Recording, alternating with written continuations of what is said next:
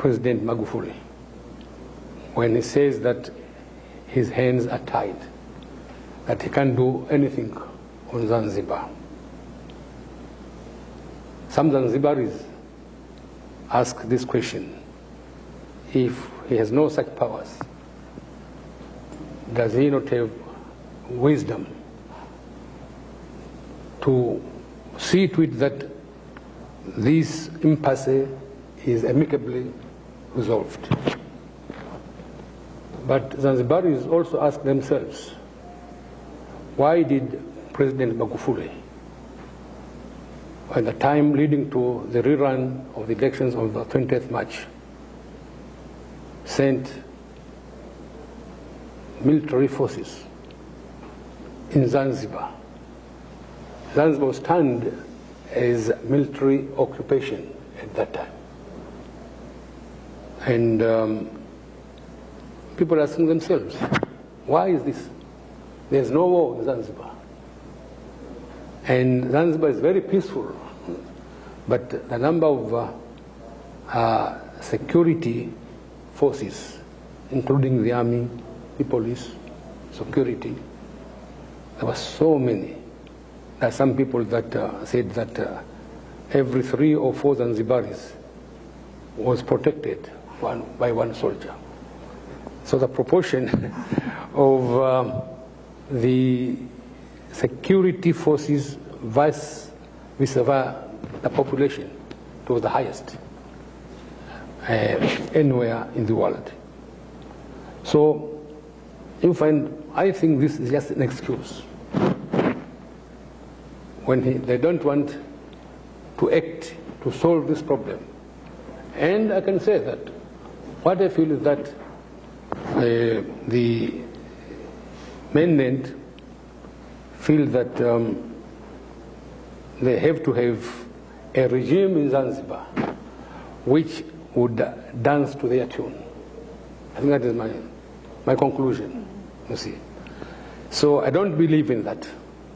But secondly, on the second question, our relations with Chadema. You know, after the Constitutional Assembly, when it was felt that the ruling party was trying to force its own agenda, the opposition parties made a sort of a cooperation, an alliance, which they called UKAWA. And this UKAWA was mainly composed of CAF, Chadema, NCCR Mageuzi, and NLD. But when the constitution was over, at least they boycotted, all the opposition parties boycotted the process. And it was felt that we should fight the elections with this alliance, what we call is UKAWA against CCM. And indeed, our performance as a group was very good. For the first time, for example, CAF got 10 members of parliament elected in the mainland. All the other elections, the best could perform was 2 members. But this time, 10. And as such, you find even Chadema did increase their number. But also we decided to have only one presidential candidate. And that came from Chadema. Lowassa was our candidate. And he performed very well indeed, really. So that relationship still continues as UKAWA, still continues. Because we feel that if we fight separately, then everybody will die alone. But if we fight together, become stronger, and we can challenge the ruling party. One further question is your relationship with Magufuli. Have you met with him since the debacle? Has he reached out to you, or you reached out to him? And then second, is CCM a monolithic bloc on this issue? Or are there those who have spoken out? Well, you find at the beginning of this impasse, I tried to meet President Magufuli. I wrote a number of letters to him, about 6, but no letter was replied. But eventually, he said that we should meet. So I met with him once, and it was before the rerun of the elections. And indeed, I presented to him all our evidence that we had won the October 25th election. And our discussion was very friendly. And in the end, he said that, all right, if I feel that there may need to meet you again, I shall meet you. But since then, I have not heard from him, although I have continued to write to him that we should meet, but no response from him. So that is the situation. On the CCM, well, you find, I can say that when they are in the public eyes, they seem to be united. But there's talk that there are people who have different ideas and how to resolve. In fact, there are some CCM veterans who have come out very, very openly to say that the October 25th elections, CUF won.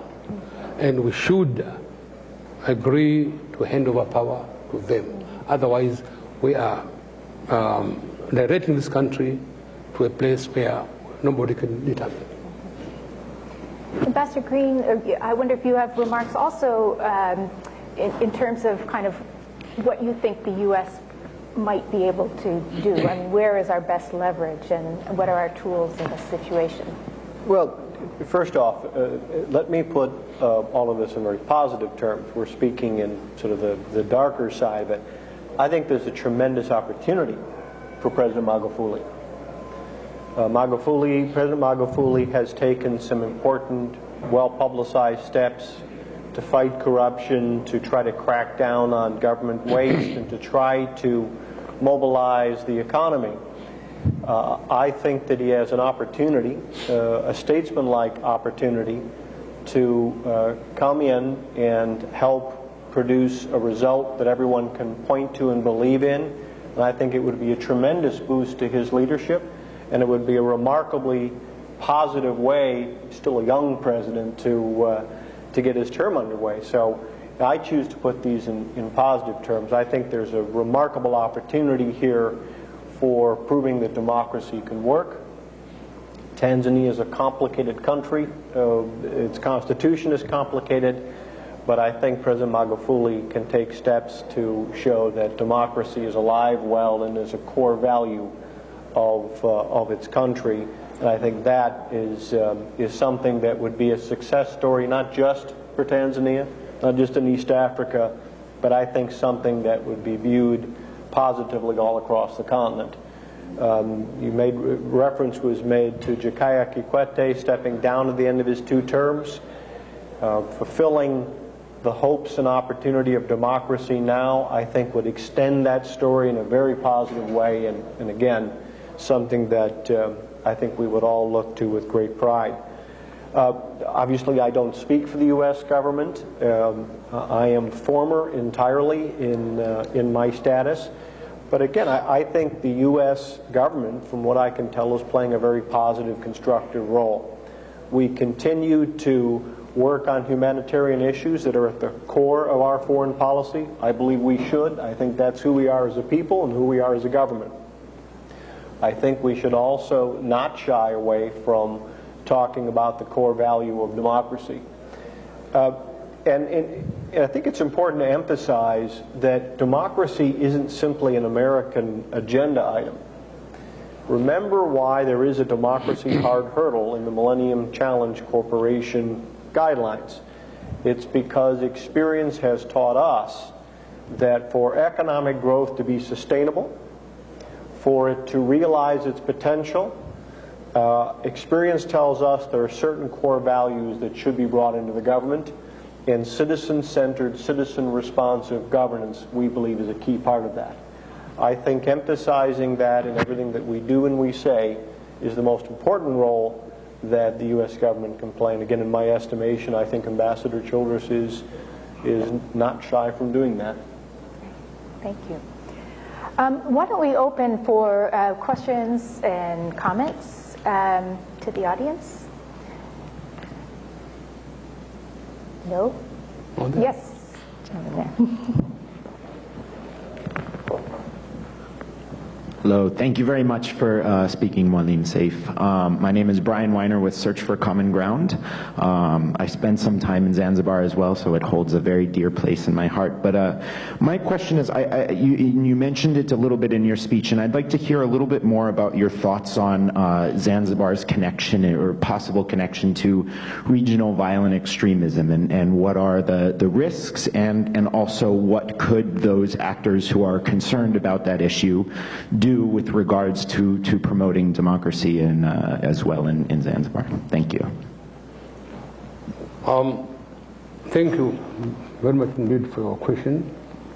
As I cautioned in my speech, you find the majority of Zanzibaris are Muslims. At least 99%, 98%. Muslims. That's a pretty good majority. Yeah, but you find it is very tolerant Islam. And in Zanzibar, we have been living together with Christians, with Hindus, and you could not feel that there is segregation or discrimination at all. In fact, people of all communities, all religions were united as Zanzibaris, and they're working together. They were inviting each other in ceremonies. They participated in funerals and things of that sort. So that is a very tolerant Islam.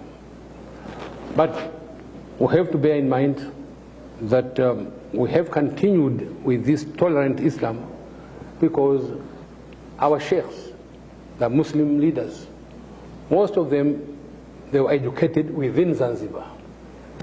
But of late, some of our young people go to seek education elsewhere, Saudi Arabia, Sudan, and other countries. And indeed, you find, because the world now is a village, and they know anything which happens here in the United States, the whole world knows it in a matter of seconds. So you find there is indeed what you say that we have in East African coast, we have the Al-Shabaab in Somalia, as well as in coastal Kenya as well. My point is that if these young people continue to be frustrated, to see to it that democracy doesn't work. And remember, these extremist forces could also argue that, tell these young people that democracy doesn't work. You have to come and join us. And we have experiences. Ambassador Green here is a witness of the bombing of the U.S. in 2007, I think. And among those people who were involved in that was the Zanzibar, you see. But also you find after the fall of Taliban in Afghanistan, one Zanzibaris was found also in Afghanistan. So you find so far we don't have direct link with this region radicalism. But as I said, that if you frustrate these young people, you make it easier for the radical forces to persuade these people to join their forces there. So That is why we say that we have to ensure that democracy works in our country, because these young men are very vulnerable indeed. They could be persuaded. We have tried to continue to tell them that democracy is the best way. But as I said, that if this continues and people lose hope, if people lose confidence